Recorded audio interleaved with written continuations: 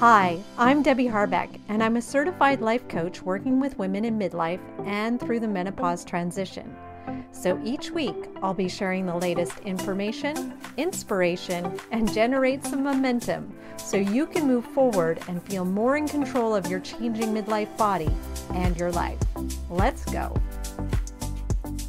Hey, and welcome back to the podcast. And as usual, I am just thrilled that you're here. I'm thrilled that you're tuning in and hopefully learning some new things and just keeping me company.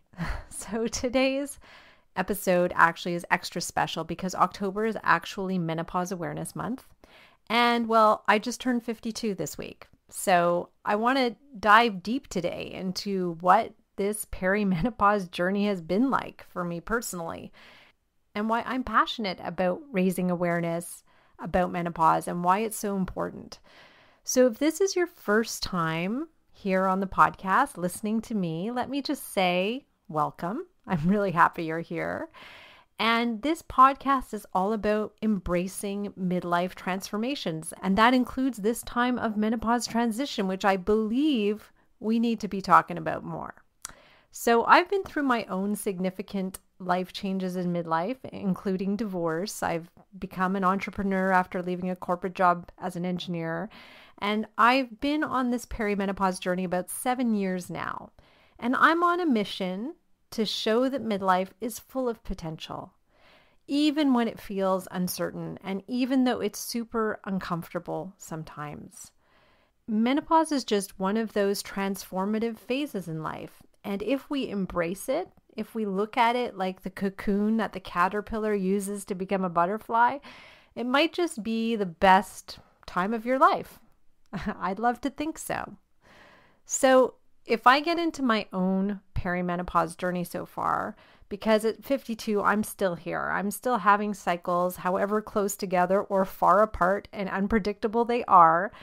And I'm for sure living with symptoms that are making life challenging for me on a regular basis.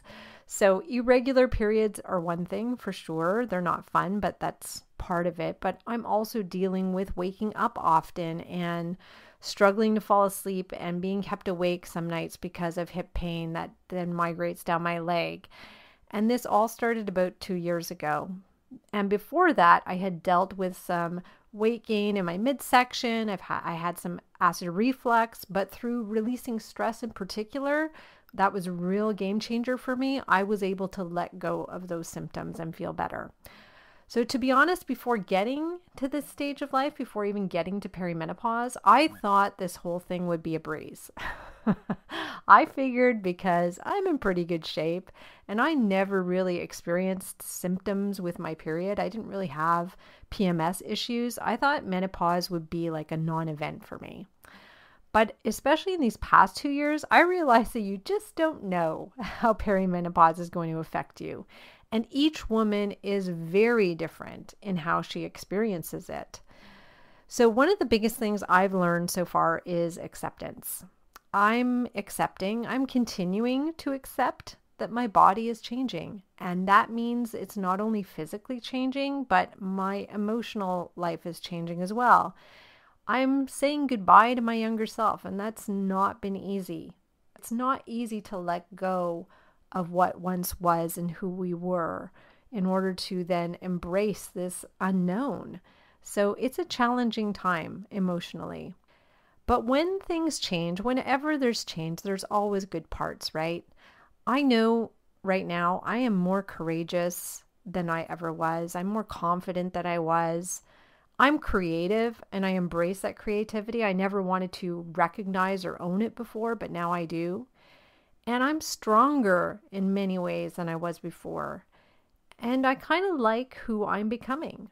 Whereas my younger self was struggling so much of her time was spent not liking who she was and trying to fit into a mold that just never really fit, never felt good. It's like wearing high heels. I tried, they hurt, but I used to put up with the pain. And now I don't want to put up with the pain anymore. I don't have to. And I'm sure you can also find positives about being your age and at this stage of life in this messy middle of midlife.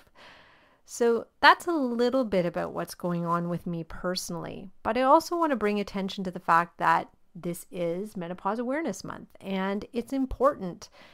And it's one of the biggest reasons I started this podcast, because menopause and perimenopause are still largely under-discussed. We're not talking about them. Women are often left to figure all this out on their own, which makes the transition feel really isolating. It's almost like society expects us just to sit quietly and endure this huge life shift. But perimenopause is a huge, major event. It deserves recognition and conversation and support. So for any one of you who is new to this time of life, menopause officially begins when you haven't had a period for 12 months. But perimenopause can go on for years before that happens. And we're talking, you could experience anything from hot flashes and night sweats to anxiety to brain fog to body pain like me and sleep disturbances like I have. It's real. This is a real time of life that we just don't know that much about. And as I mentioned earlier, every woman's experience is different. And for me, honestly, it's been challenging, but also unexpectedly empowering. Just the fact I'm able to talk to you openly here on the podcast, this is powerful for me for sure. And the more we talk about it and the more we have conversations and the more I hear about it out in the world, the more amazing I feel about this change that is happening. So besides turning 52 this week, which is a big event in itself, I'm also celebrating another big event. I decided to start HRT. So that's hormone replacement therapy or hormone therapy or menopause therapy, whatever you want to call it. Now, I'm just a few days in and I'll keep you updated over time. But after doing everything else I could think of or I knew to do, I recognized I still needed some help. A year or two ago, I might have seen this as a defeat, but I'm actually empowered by making this decision today. I feel like my body, my choice, right? It doesn't just apply to pregnancy, it applies to any phase of life. My body, my choice. And I feel we all need to make the choice that feels right for us without feeling any shame about which way we decide. I know there's a lot of mixed information out there about HRT, and for a long time, I wasn't sure if it was the right choice for me or for anyone. But after doing my own research these past couple of years and visiting the menopause clinic here in Montreal and speaking with health professionals who are well educated in menopause, I decided it was worth a try for me. I'm hoping it will bring me some balance, some peace in my body so I can sleep better, so I can feel less pain. But like everything else I try, I see it as an experiment. And I'm open to whatever shows up, and I'm open to sharing with you whatever shows up. And I know it's not for everyone, and it doesn't necessarily help everyone. It might not help me, but I feel like it's the right thing for me to try right now. And I'm actually kind of excited about trying it out. So we'll see how it goes. So just to let you know what the HRT is that I am doing in particular, I am taking bioidentical hormones, which I talked about with Marie-Josée Bourassa on an earlier podcast episode. So bioidentical meaning the same hormone that is actually made by my body. So I'm taking estrogen. It's in the form of estradiol. It's once a day. It's gel that I rub into my skin. And then I'm taking progesterone at night. So before I go to bed, because progesterone calms you and can help with sleep, which I really need. So I'm hoping that the combination of these hormones will work for me, and we shall see. Like I said, I'll keep you updated. But of course, I'm still doing all the other things that I know are good for my body. I'm still eating well, and I have made some adjustments to my diet. I've focused on getting in more protein with each meal, and I just did a podcast 2 episodes ago about doing that. I'm eating more fiber to keep me regular, which I need. And I'm drinking less alcohol and eating less sugar. I just know that those things help me, especially when it comes to sleep and energy. And I'm also taking some supplements, which I've done for quite a while. I take a multivitamin made for women over 45. I'm taking omega-3 that has some added vitamin D in it. I take turmeric to help with the inflammation. And I take magnesium before bed, again, to calm and relax me, kind of like what the progesterone is going to do as well. So that's for my food intake and my drink intake. But the next thing I'm doing is I'm staying active. And being active has always been like my anchor. It's always kept me centered. It's always been a crucial strategy in my life, no matter what difficult thing I've gone through. But how I exercise has changed. I'm prioritizing walking, and I'm no longer running because of the hip pain that I'm having. I'm not running at this time. Doesn't mean I never will. But right now, walking is a thing, and I love to walk, so that's a good thing. I'm doing yoga a couple of times a week. I'm actually teaching it a couple of times a week. I'm swimming twice a week, which was my old sport, which I've come back to, and it's kind of exciting and I like it. And I'm doing a strength workout 2 or 3 times a week. So building up that muscle, building up those bones, super important. I've also added some dancing, which I was introduced to by Indica. She was a dancing doctor. She was on my podcast in episode 53, I want to say. This episode was called Using Dance as Medicine.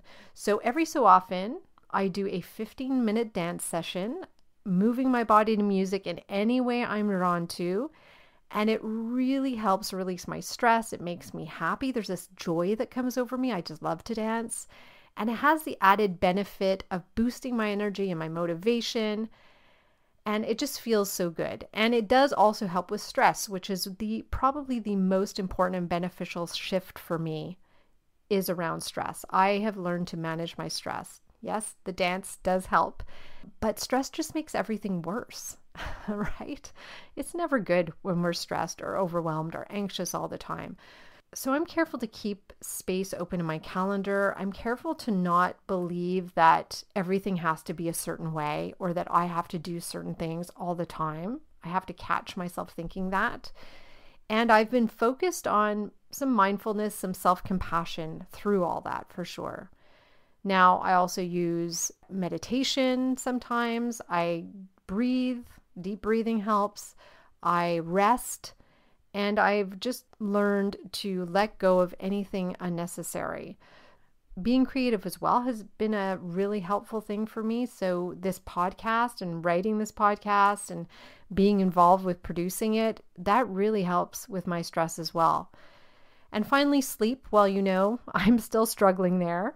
But I know that I sleep better when I don't have caffeine afternoon, when I don't drink alcohol, when I disconnect from my devices before bed. And I had been using my device to help me fall asleep, but I recognize that's probably not the best thing to do. And I just don't let myself get all worked up like I used to when I'm not sleeping, right? Sometimes we get into this loop of like, oh my God, I'm not sleeping. And then it's just this endless loop of like not sleeping. So when I do these things, when I practice these things, I know I sleep better. I don't sleep great yet, but I do sleep better. So I try to do them as often as possible. As I mentioned, getting better sleep is a big reason I've chosen to try hormone therapy, because I know just how key sleep is in our health and well-being, because without it, the other things like exercising and eating well, they generally don't happen. We make bad decisions when we don't sleep. Another thing I've realized as I navigate this menopause transition and turning 52 is that I'm not afraid, not like I used to be. I want to live well into old age with a healthy body and mind, and I think most of us do. But I've been working on letting go of the fear around the uncertainty because I can't control everything. Even if I do everything right, there are no guarantees. So I'm learning to let that go and just try to enjoy my life. And what I can't control, I don't obsess about the things I can't control. Instead, I keep my eyes on what I can control and what makes me feel good. And that just feels a whole lot less overwhelming and a lot more doable. So as I look back on this week, I turned 52. I'm navigating perimenopause. I'm on this brand new adventure. And I will keep you updated on my hormone journey as I go through this. And remember just to maybe share this podcast with somebody. It is Menopause Awareness Month, so keep talking about it. Share this podcast with others who need to know about it, even those younger than perimenopause age. We do not have to go through this alone, ever. So we can create a space, and I hope I'm doing that, where women feel supported and empowered and just enjoy this incredible phase of life. So thank you for joining me on today's episode. I'd love to hear your stories. I'd love to hear your experiences and any thoughts you have about menopause or perimenopause or midlife. And if you're struggling, definitely reach out. You don't have to go through this alone. Please email me or connect with me on social media, and just let's keep talking about this. So until next time, remember to embrace your momentum and keep moving forward. Thanks for listening to this episode of the Midlife Momentum Podcast. If you want to learn more about working with me, come visit me at DebbieHarbeckCoaching.com. That's Debbie, I-E, Harbeck with a C, coaching.com. See you next week.